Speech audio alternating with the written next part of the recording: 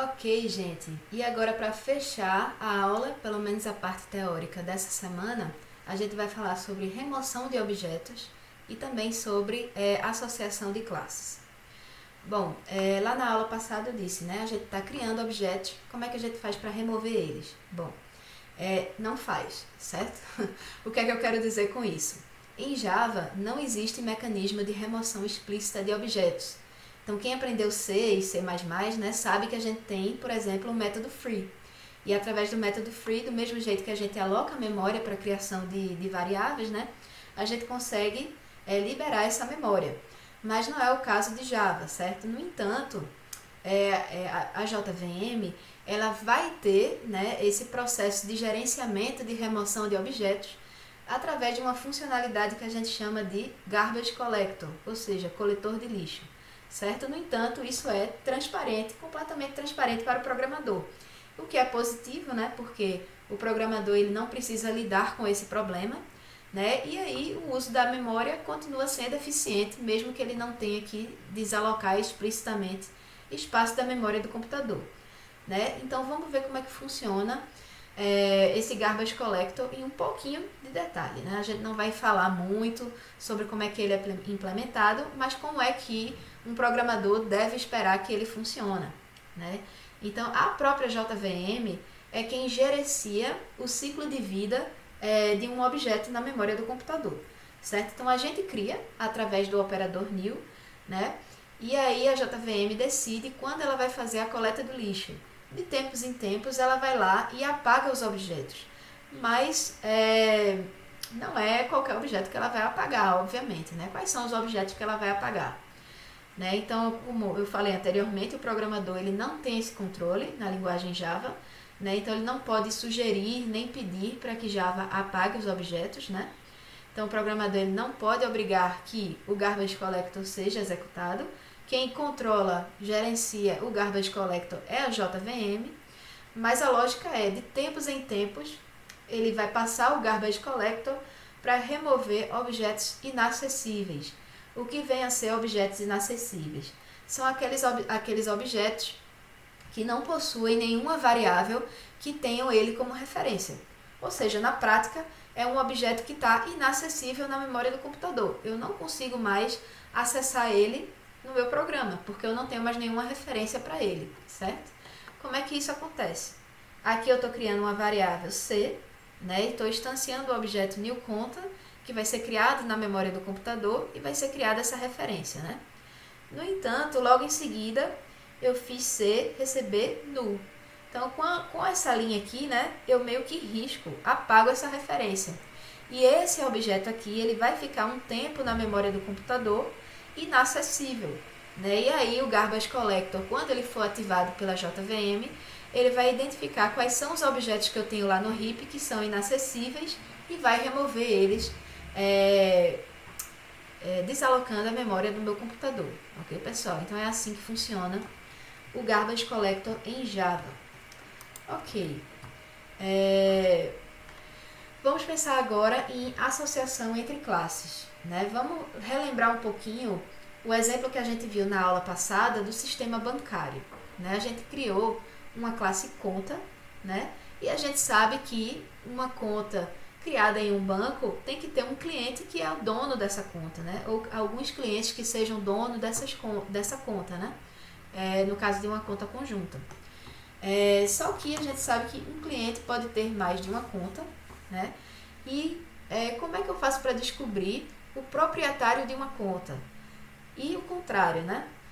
Como é que eu descubro todas as contas de um determinado cliente? Bom, essa é uma possível solução. Vamos examinar ela, né? Na verdade, essa classe aqui ela já apareceu na aula passada, né? Se vocês lembrarem, mas eu falei que ela talvez não seja uma solução muito adequada. Vamos ver por quê.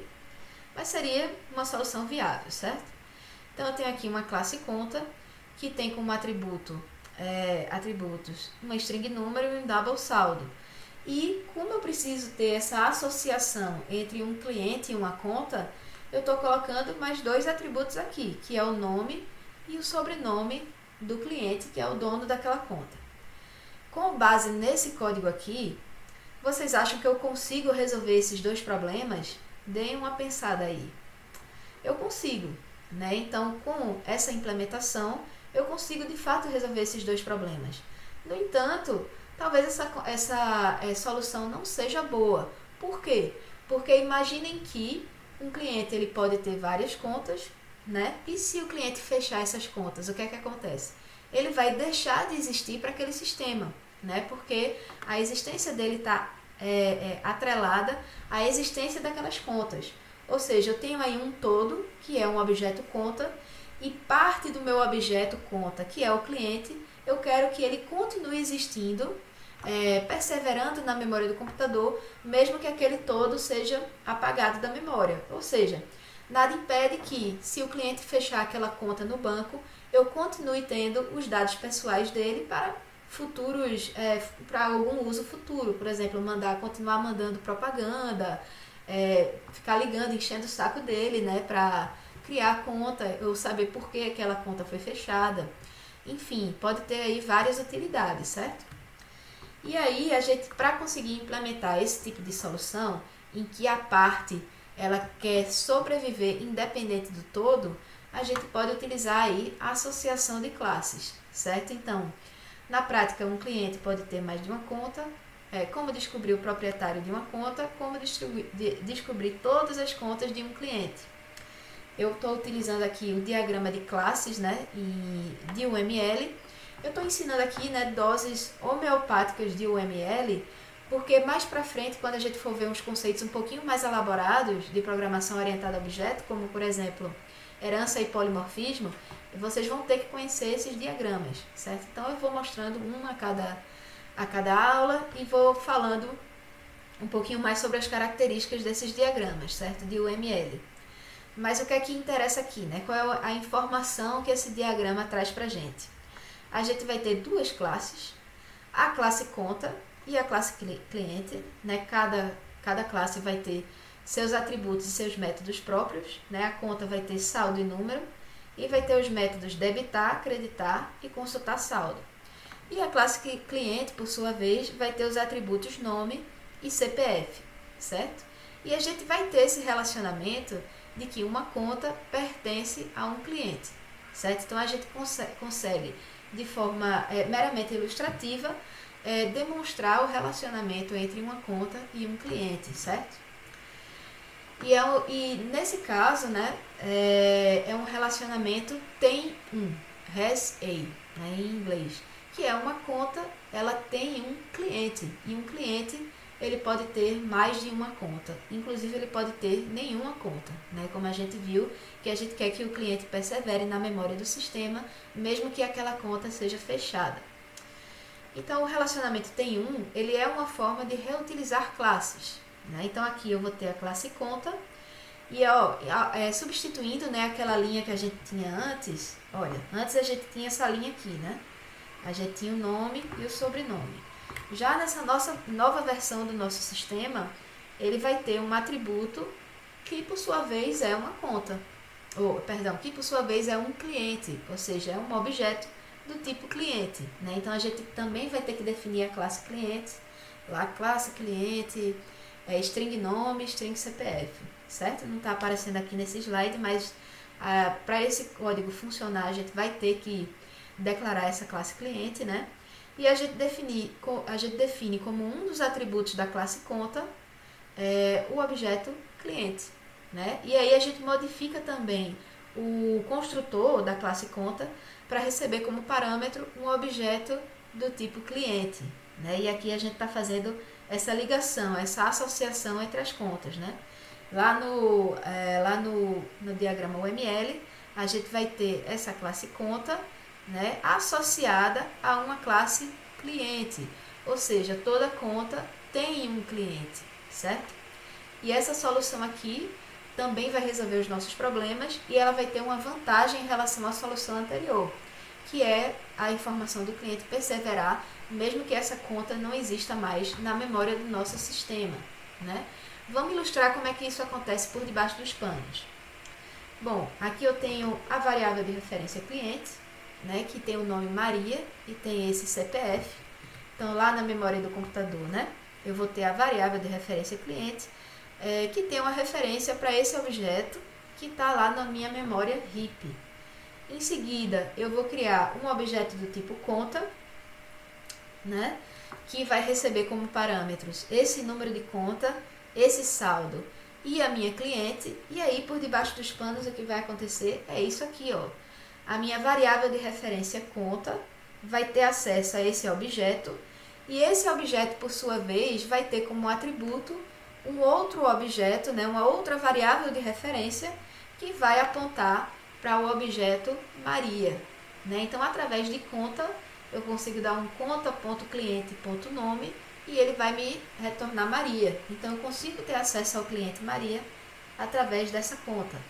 E o que acontece é que se eu fizer conta igual a null, eu vou perder essa referência, né, na memória do computador, ou seja, esse objeto ele está inacessível, e quando o Garbage Collector for ativado pela JVM, ele vai remover, né, ele vai remover esse objeto da memória. No entanto, eu ainda tenho a minha variável de referência cliente, né, que eu consigo ter acesso aos dados de Maria. Ok, pessoal?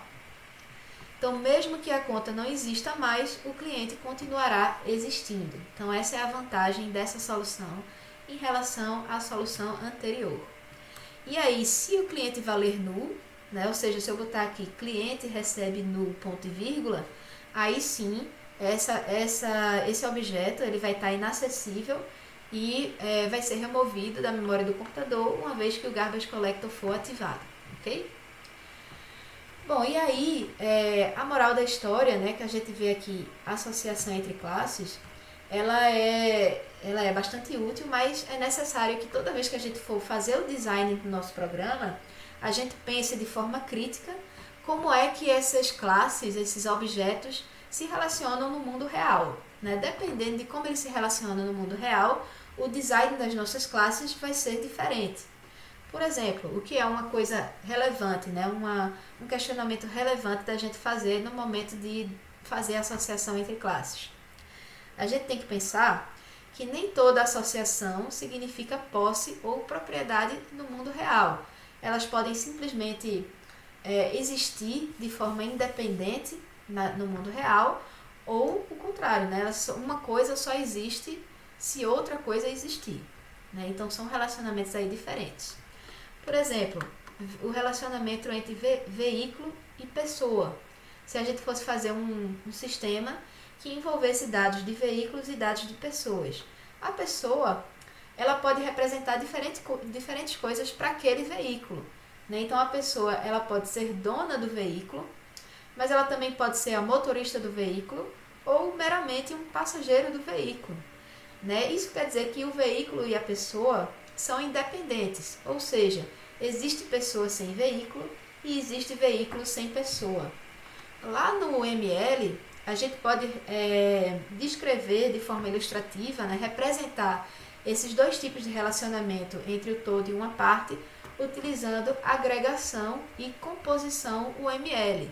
Então, notem aí que tanto na agregação quanto na composição, a gente vai ter o todo e a parte, né? No caso lá da conta e do cliente, né? A gente tem a conta como um todo e o cliente como sendo parte daquela conta, né? Mas o relacionamento deles pode ser diferente, né? No caso da agregação, as partes existem independente do todo, né? Ou seja, eu quero que o veículo, que é o todo, exista independente da pessoa existir ou não. E o contrário também é verdade, certo? Eu quero que a pessoa continue existindo independente da existência do veículo. Ou seja, apesar de existir uma agregação entre classes, ou seja, o veículo é o todo e a pessoa é a parte daquele veículo, independente do que ela represente para aquele veículo, né? A gente viu alguns exemplos que ela pode ser dona, ou motorista, ou passageiro daquele veículo, né? Mas essas partes elas existem de forma independente. Por outro lado, né, uma composição ela também vai representar um relacionamento entre classes, onde uma classe representa o todo e a outra classe representa a parte. No entanto, as partes elas não existem sem o todo. Ou seja, se o todo é destruído, as partes também o são. O que pode ser representado aqui, né, com esse exemplo aqui da classe livro e da classe capítulo. O livro é o todo e o capítulo ele é parte daquele livro. Aí pensem bem, no mundo real não faz sentido a gente entrar numa livraria e pedir um livro de algoritmos e estruturas de dados, por exemplo, mas eu quero somente o capítulo de heap e de árvore. Eu não quero os capítulos de algoritmos de ordenamento ou então o capítulo de pilha. Eu quero somente esses 2 capítulos. Não vai ser possível, certo? Então, ou você compra um livro inteiro ou você não compra livro nenhum. Não é possível selecionar os capítulos que você quer e comprar somente aqueles capítulos, né? Ou seja, o capítulo ele não vai existir a parte do livro, né? Por isso que a gente chama composição, né? Não faz sentido a parte existir se não houver um todo. E aí, de posse desses 2 exemplos, eu queria que vocês pensassem na resposta dessa questão, né? A associação entre cliente e conta é do tipo agregação ou é do tipo composição? Pensem um pouquinho aí e respondam. Sim, um detalhe que eu esqueci de falar, né, é que lá na linguagem UML, a agregação é representada por, do lado do todo, né, um losango branco, enquanto que a composição é um losango preto. Então, simplesmente olhando para esse diagrama, a gente sabe se é um relacionamento de agregação ou composição pela cor desse losango aqui, certo, pessoal? Então, respondam essa pergunta. A gente termina a aula teórica dessa semana por aqui. E a gente se encontra na aula síncrona, né? Para a gente tirar possíveis dúvidas, ok, pessoal? Um abraço e até quinta-feira.